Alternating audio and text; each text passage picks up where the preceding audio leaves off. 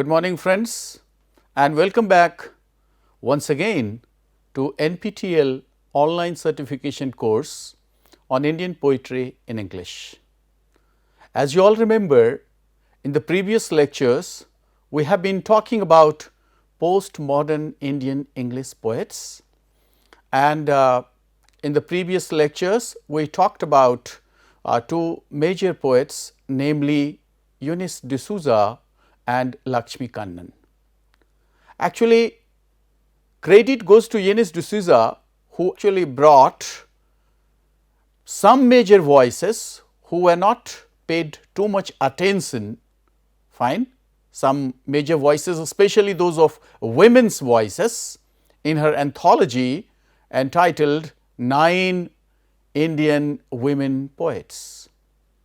And today we are going to talk about one of the most significant major assertive voices of Indian English poetry, namely of Tara Patel.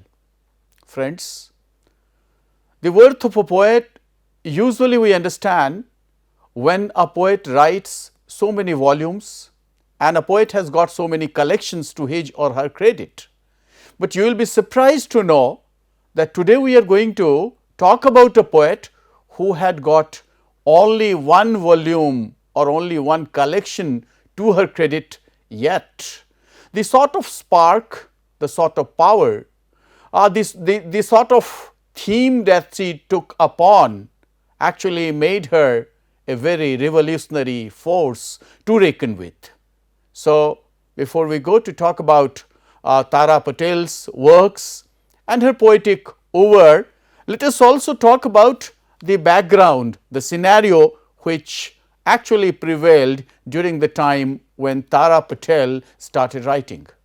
All of you are reminiscent of the fact that Indian poetry in English, especially Indian writing in English, has got 3 or 4 phases.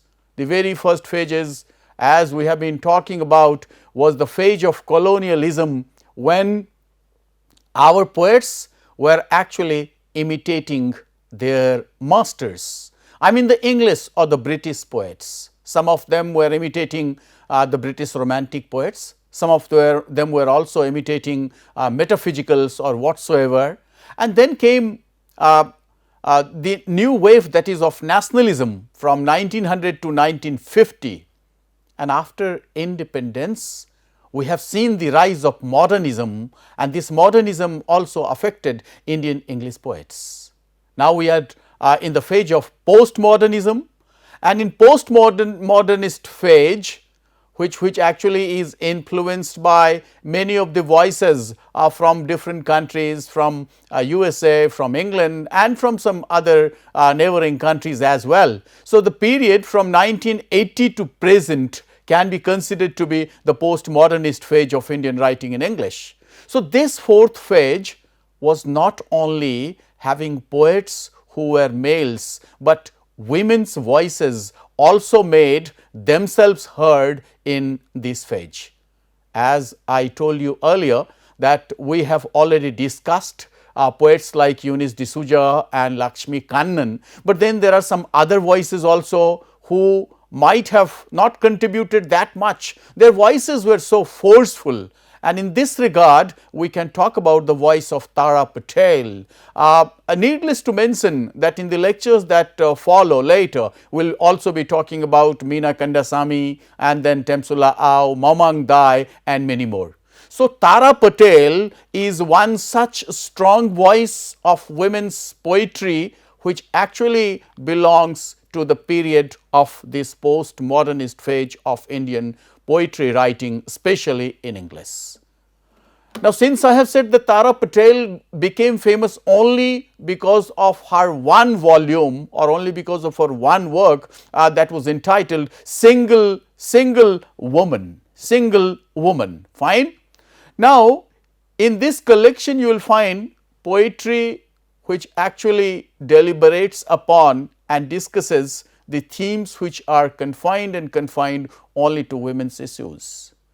Now, who was Tara Patel? Tara Patel actually was born in 1949 She had her early education in Gujarat, and then she switched over to Malaysia, where she spent many years, especially 20 years in Malaysia. And then she came to Mumbai, where she not only started writing, but she started working as a freelance journalist also. That was her job. She was also familiar with Nissim Ezekiel, who not only supported but also appreciated the efforts of this poet Tara Patel. Tara Patel is a poet, a columnist, and a freelance journalist. Her only collection entitled Single Woman was published in the year 1992. So, naturally, when a poet writes in 90s, now you can think about what sort of change the poet can bring about in his or her poetry. So, one can find a vestige of revolution, because till now we have been talking about those women poets, especially who have been trying to assert their own voices, and they had been trying to write in a manner where one can say there was a sort of feminist concern. But too much of feminism, or when the feminist voices started to be heard, then actually came some different topics. Sometimes it is not only about feministic voice, but it is also about the self, because now the woman has come out of her own right of being a feminist. And when the feminists actually allowed them this expression, this free expression, naturally the poets took into their oeuvre some other questions. But as an exception, Tara Patel was confined mostly to the issues of women's poems. So, her lone collection entitled Single Woman has got many famous poems. Some of the poems we shall take up for discussion, and in order to see how Tara Patel, in a very transparent, in a very frank manner, in a very ruthless manner, not only attacks the world of men, but at the same time Tara Patel actually uses a language which is open, uses a language which does not have the subtlety of ambiguity, or that poetic ambiguity which many people consider it to be a sort of spark. But what Tara speaks, Tara is very candid, very frank, and she frankly also speaks and writes about the body, the woman's body. Rather, she very frankly talks about sexuality. So, this in a way became quite uncommon in a country like India, where the males were not writing anything so transparently about bodies, but when it comes to women writers or women poets, they have started writing in such a fashion. So, some of the poems which are included in the collection entitled Single Woman are titled Woman, then comes Request, then comes In Mumbai or Bombay, then Mother, then In a Working Women's Hostel, then Now and Then, and there are many more poems. We shall take up some of the poems in order to make our discussion more interesting, and also to explore how Tara Patel, even though one can find the treatment of women by men in Tara Patel's work, and especially, but then there is a different sort of opposition, and the opposition is, there is an opposition of misandry. I mean, it appears now they are not revolting against men, but rather there is actually a sort of yearning for desire, and this desire can be satiated and fulfilled by men only.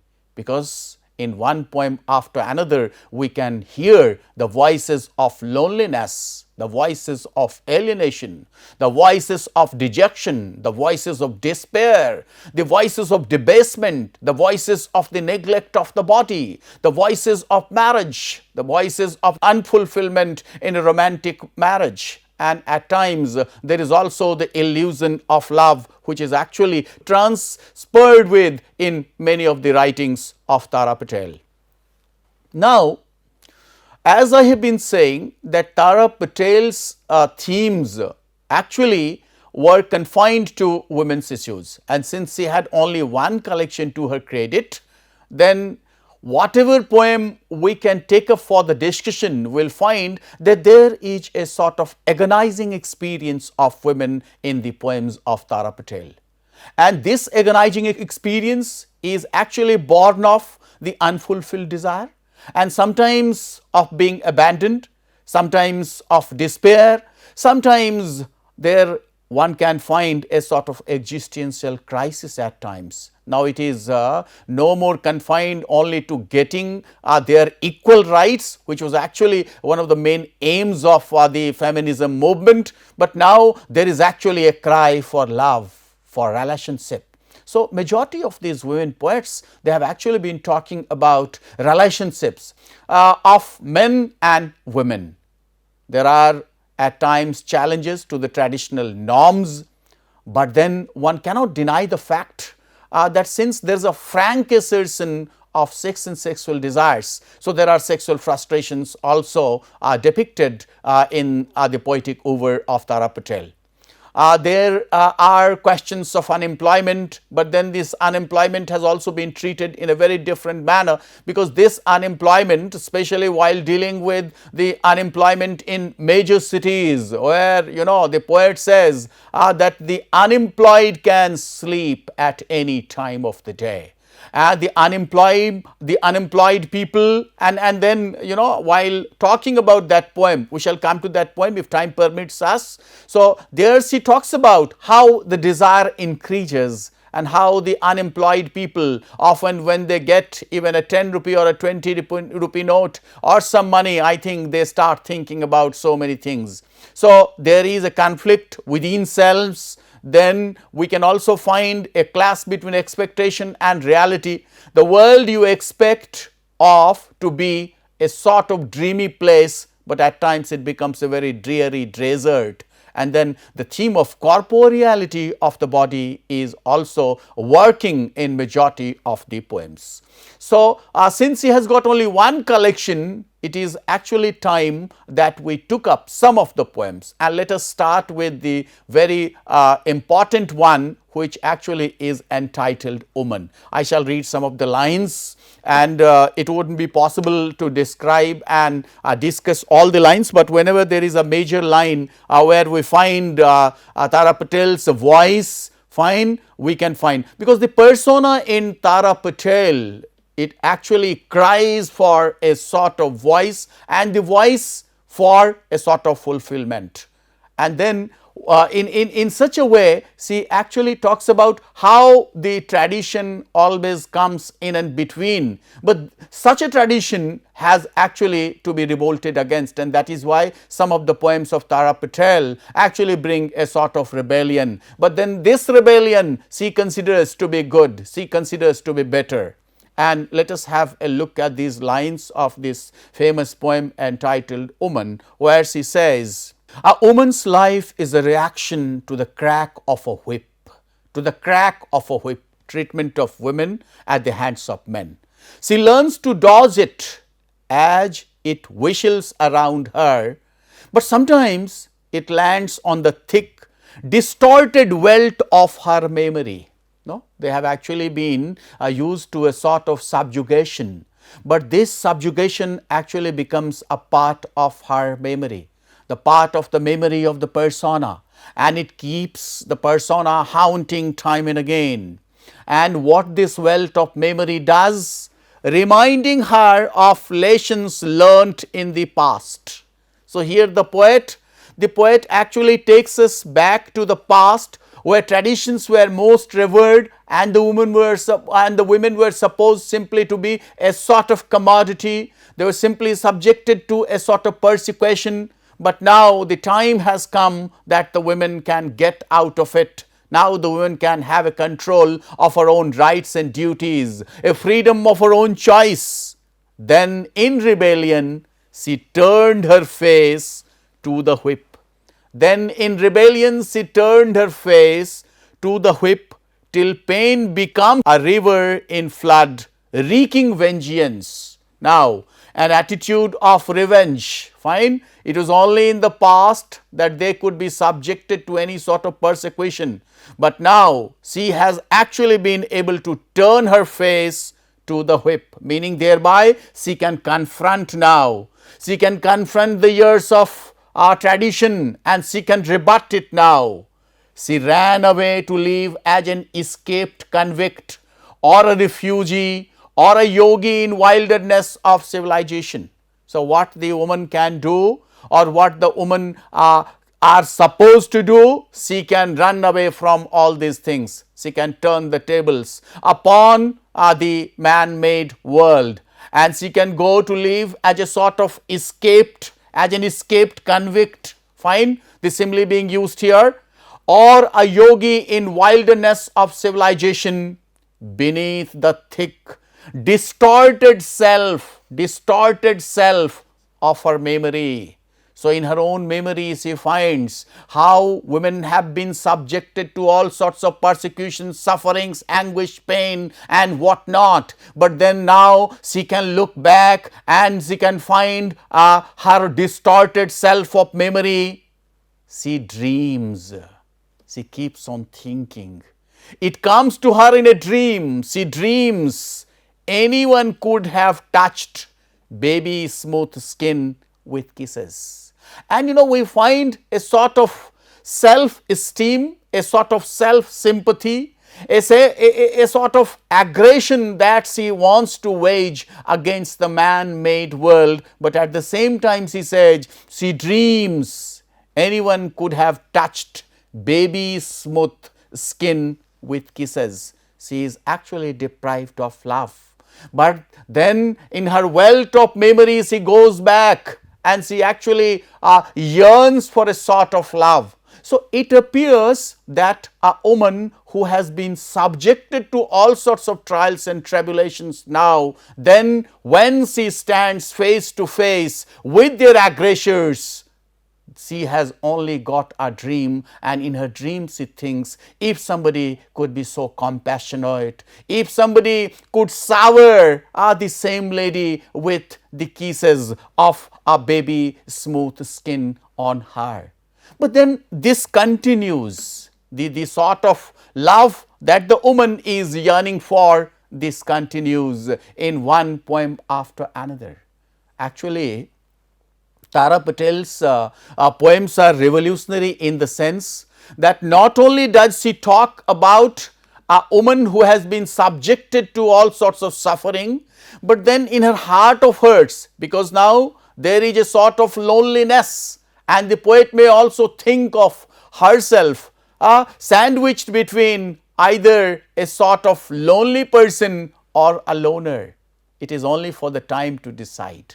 And so in her yearning, in her desire, in her craving, in her crazy body or in her crazy soul, there comes a sort of request. And to whom is this request? This request is not to the feminist, but this request is to the men of the world and to the men who have actually left the women, because there is a new age where once you become conscious of your own rights, perhaps after few years you feel yourself like a lonely fellow, like a fellow who has been abandoned, and then again the body and the heart, they actually crave for a sort of beseeching, they crave for a sort of request. So, we can also take some lines from another poem that is titled Request.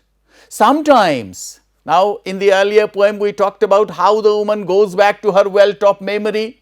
Now, in her wealth of memory, when she thinks of all bad things, now she imagines, there is a different sort of imagination now, and she imagines, and in her imagination there is a request, and she says, sometimes for old time's sake, you should look me up.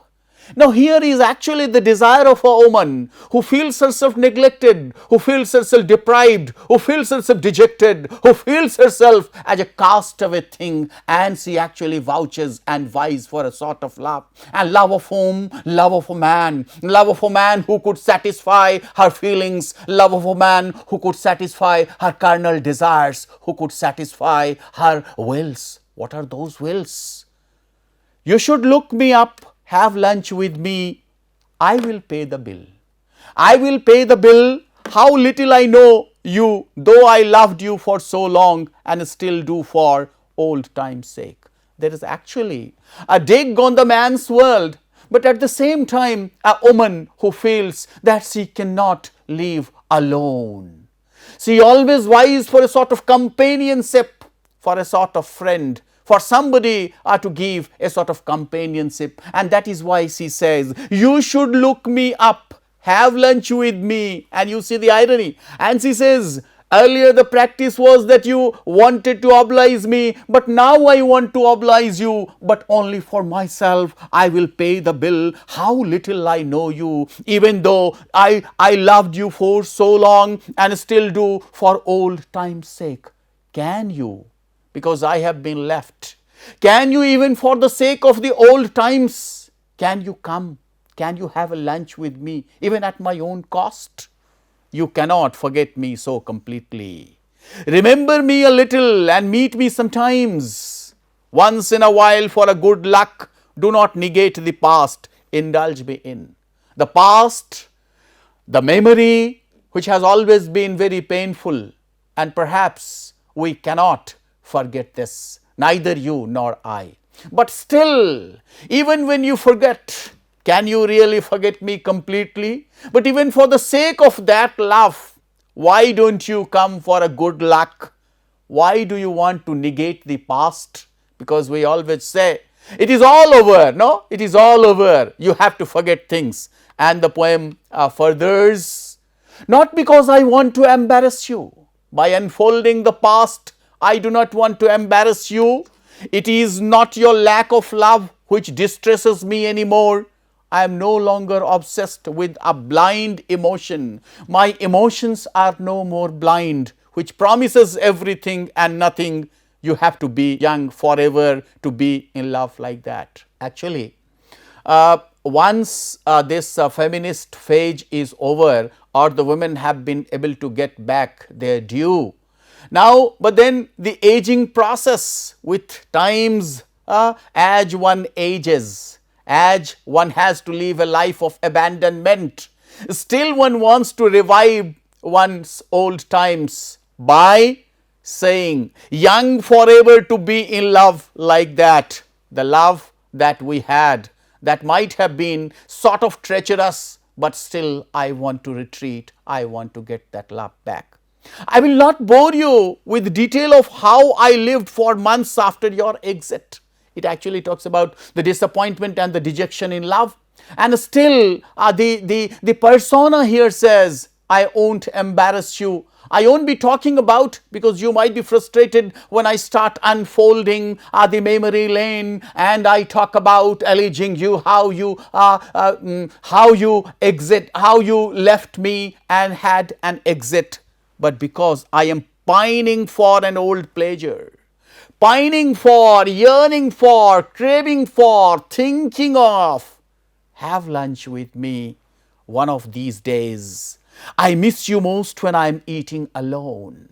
So here the persona not only talks of recovering or retreating to the old love in order to get herself have the feeling that one has always to be young to be in love like that.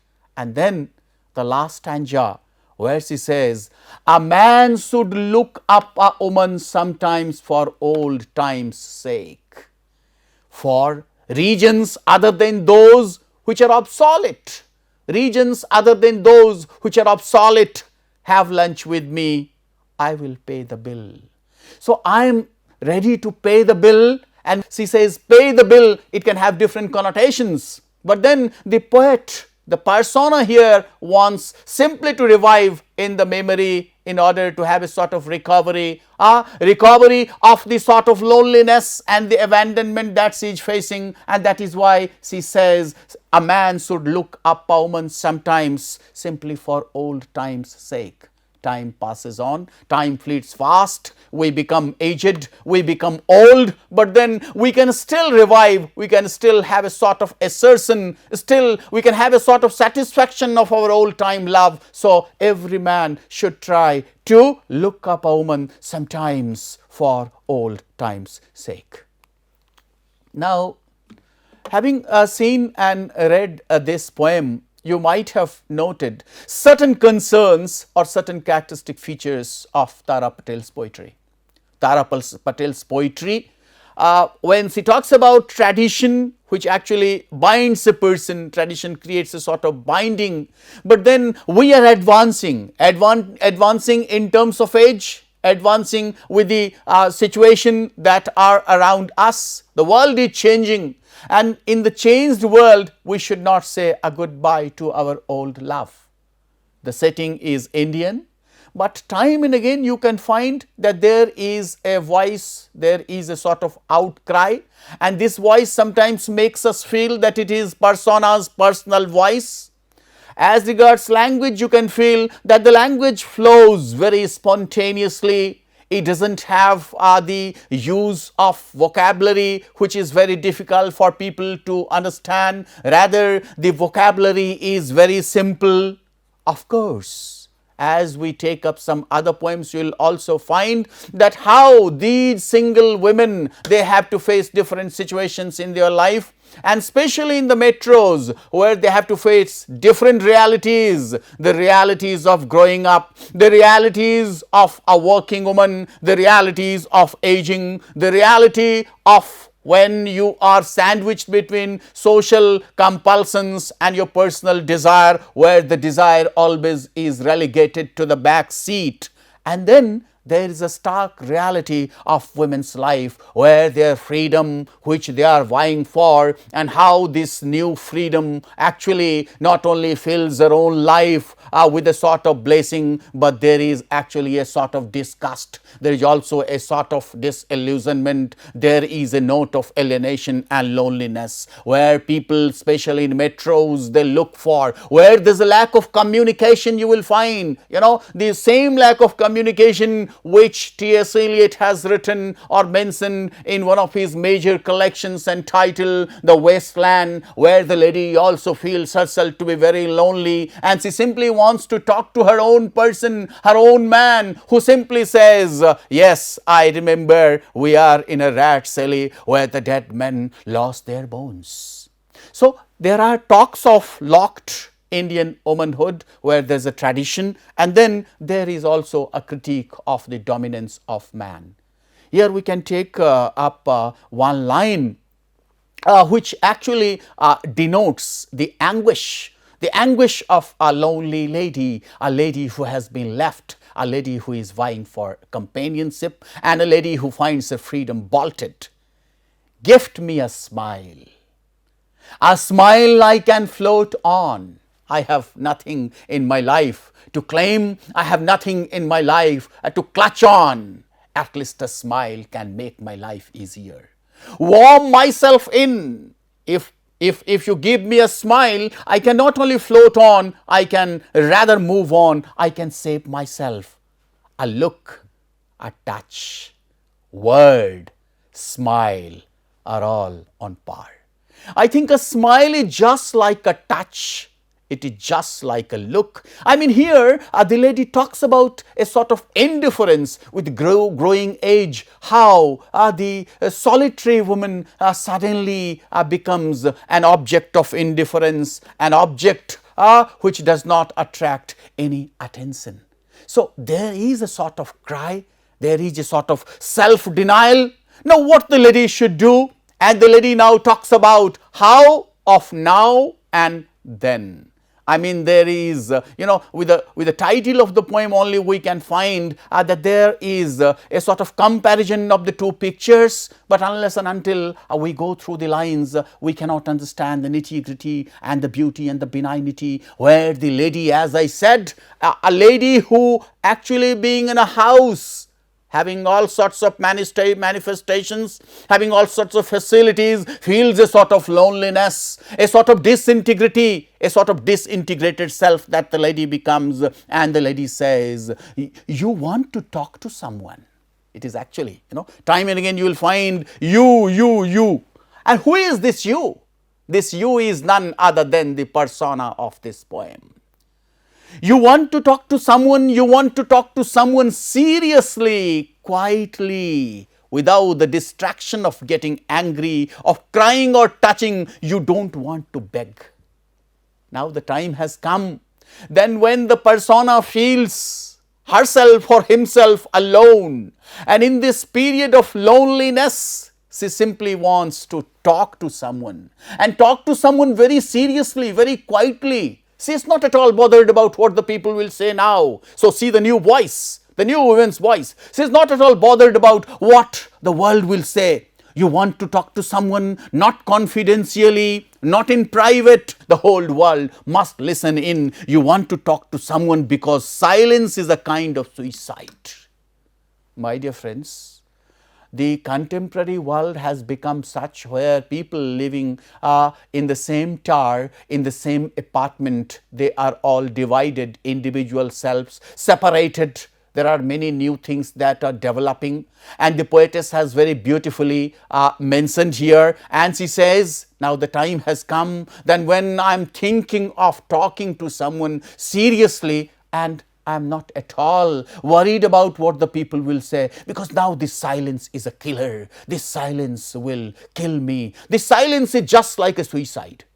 Has not a time come when with growing age, all of us become a thing of neglect, and we want that we should be paid attention to, and especially somebody who was loved once upon a time, and then somebody who is actually yearning, longing to hear the voices of love, the voices of compassion, the voices of cordiality, the voices of commitment. You want to be 18. Hike up a hill, again goes wealth, the well of memory. You want to be 18, you want to go back. Kiss beneath a lime tree in the light of 100 candles before a Catholic shrine. No regulations now. I want to go back to enjoy the pleasures of the past. And then the new woman does not bother about what people will say. The color of zinnias burning in your eyes, the desire, just like the beautiful zinnia flower. Here the poet actually talks about the zinnia flower, which is planted and grown in America. Fine. And then she is not confined only to long for a talk. Rather, she also says, you want to eat oranges, try dodging raindrops. Make clouds in your coffee. When did you last look into a mirror?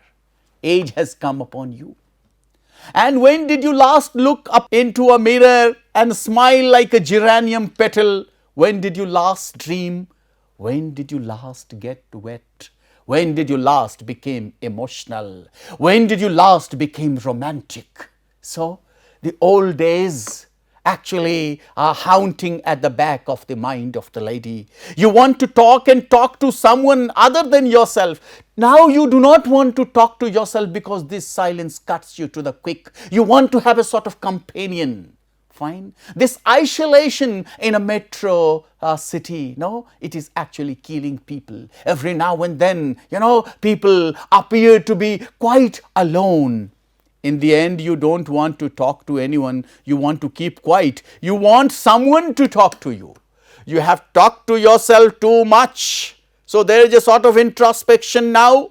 And you cannot talk to yourself anymore. Rather, you want someone to talk to you. Someone should ask you about how you are. Someone should ask you about how your days are passing by. Someone should say some amount of sympathy, some amount of compassion, some amount of love, some amount of concern. Because this aging will not stop. And this aging and this passing on, no, sometimes becoming a loner, sometimes living in a woman's hostel, and then there is another poem which is entitled In a Working Women's Hostel. This actually talks about the fate of those women who have to take their shelters in the hostel, because at least in the hostel they could get some companions. At least in a hostel they can come across some other people, and especially in a women's hostel where they can share their joys, where they can share their sorrows. And the lines of the poem are very beautiful, my dear friends. So let's look at some of the lines, even though time is always wanting, but then we can always continue. The evening is an experience of high tide, 12 stories above the city. Now the persona of this poem goes to the terrace, because inside there is complete silence, inside there is isolation. Goes to the terrace in order to see the world moving. In movement alone is rest, my dear friends. Or you see how she questions herself. Am I lonely or am I a loner? So there is a sort of conflict, there is a sort of self-doubt, and she thinks, have I been left alone or am I a loner? Is it my fate? Is it my attitude? The difference must be resolved quickly now. My private communion is overlooked by superior balconies and terraces.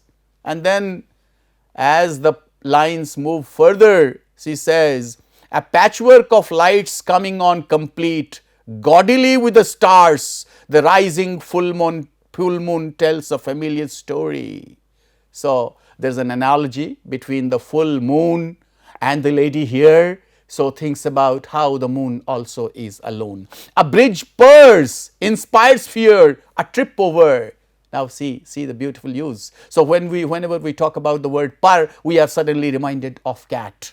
And when we are reminded of cat, we are reminded of the sort of fear that the cat very beautifully purrs. The silver wings fluttering on the crazy floor, a distant sea roars in my ears. So from the terrace, I can come across all sorts of feelings and look at the sky, look at the sea, and then I can hear a sort of roar inside. Up here, flight is a dangerous illusion.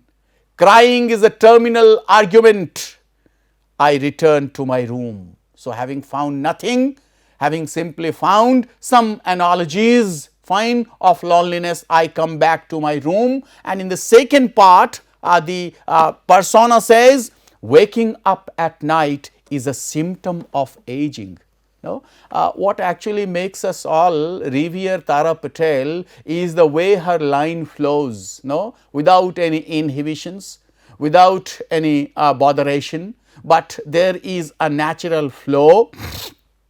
And she says, I kick inside the warm weather when there is loneliness, nobody, no companion, then I suddenly retreat to my own self. I look at my own limbs. I actually touch my own thighs. Is an embarrassment in the winter cold. I try to fold myself up in supplication to hear myself more clearly.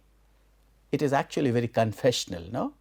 And she says, listening to my own confessions is a third degree pastime. I function as a one woman courtroom. I have sealed up my life in black. I have sealed up my life in black envelopes. I have sealed up my life in black envelopes. So black stands for darkness. Black stands for negation. Addressed to no one in particular. So what is there?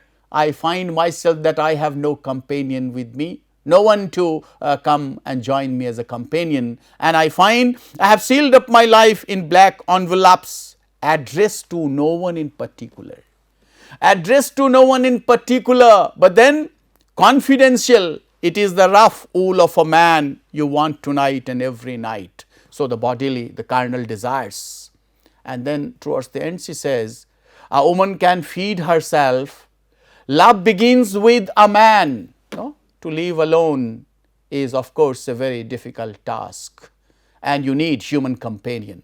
So, here the woman talks about a woman's desire, but then we have seen in many of the poems of some other poets where even other poets have also mentioned about this loneliness, fine, and then they have actually been longing for human accompaniment, and so on and so on.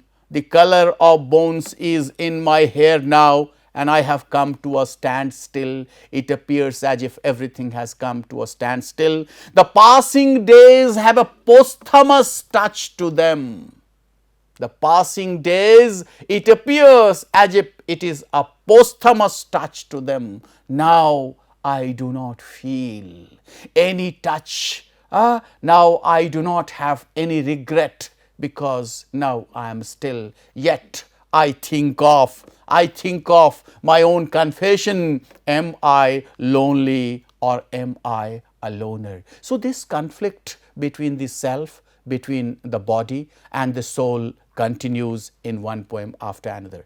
So, having discussed all this, now we can find that Tara Patel's Poetic World is full of Indianness, where you can find about certain traditions, where you can also find about the use of many Indian words in the form of imagery, gulmohar, sindoor, poetry, sari, all these things are there. There are mythological characters also getting mentioned in the Poetic World of Tara Patel, where she talks about Ram, Sita, Krishna, Yogi and all. Majority of her poems have got Indian settings, and it would not be out of, fine, it is not be a sort of exaggeration to quote here what M.K. Nayak says about Tara Patel. What she says is that interesting feature of Patel's verse is the sparseness of imagery in it. Sparseness of imagery in it.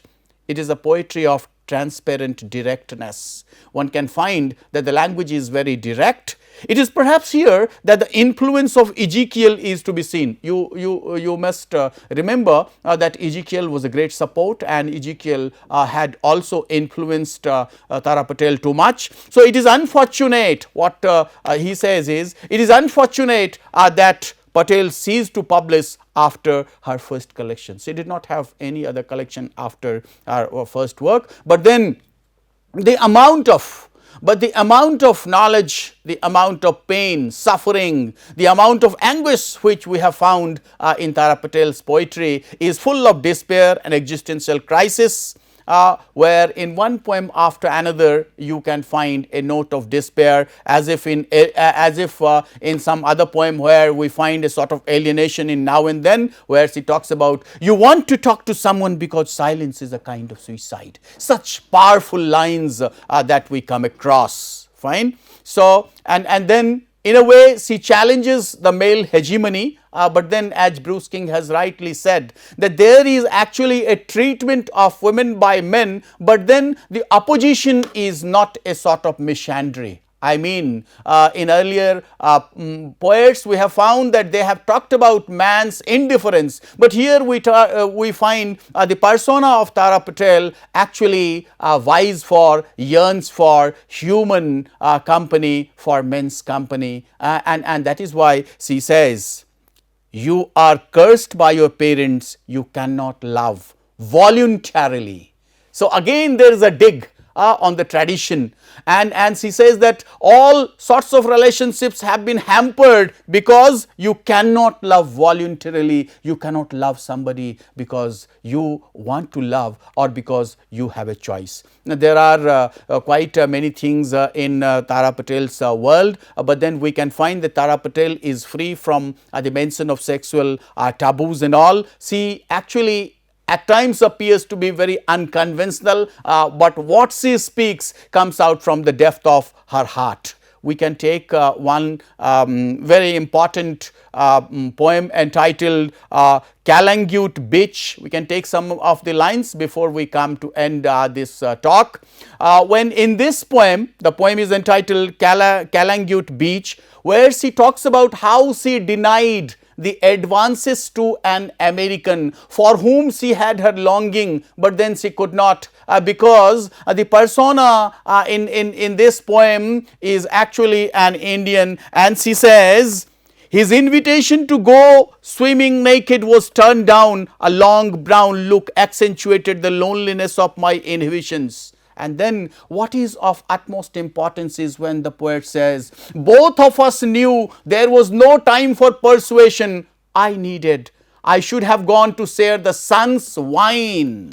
Sun's wine with him. It's such a man's arms. It must be permanently afternoon. It's such a man's arms. There must be pleasure. There must be complete happiness. But then again, she takes a dig where she says, women's lib in India is skin deep, baby. For weeks I can brood of nothing else. He is a growing regret. She shows a regret. He is a growing regret. The denial to him was a sort of regret. And then a very beautiful metaphor is being used here, like a red bulb off and on, reminding me of men I cannot afford, because traditions come in and between, and that is how I find life to be lived alone, life to be lived without any companion. So, having discussed all these, we can take some of the critical assessments or critical views about Tara Patel very quickly, where Eunice D'Souza, what she says is, Patel's work is weariness so extreme that it sounds almost posthumous. And what Bruce King had said, no matter how much about tragedy or even if victims usually end in victories, triumph, affirmation, heaven, dignity, Patel simply ignores such expectations and conventions. She actually is unconventional, as I have been saying. She has written a book of poems about life's disaster without pretending it really is not so bad after all. So, Patel does not consider herself to be a poet, but then as readers, when we read her poems, we find the real poet that Patel was. And Panikar and Chandraka in their article says, the woman who suffers and the mind which creates are so closely identified here. I mean, the woman who suffers and the mind that creates are the one and not two. What Tara Patel has to say is said without any disguise, without any deception, without any inhibition, and that is what we have been belaboring over in this lecture, and I think that we have been able to understand the real worth of Tara Patel. And before I close, let me take a very important line from Tara Patel, who says, my permanent address is hell. And further, you already remember when she says, I function as a one-woman courtroom. I have to decide for myself, because in my court, I see my cases being discussed, and it is my own courtroom. I have sealed my life in black envelopes addressed to one in particular. Fine? Addressed one in particular. I think with this, we have to wind up this talk. Thank you very much. I wish you all a very good day ahead. Thank you. Waiting for you to discuss on another topic, where we shall discuss another woman poet named Menika Shibdashani. Thank you very much.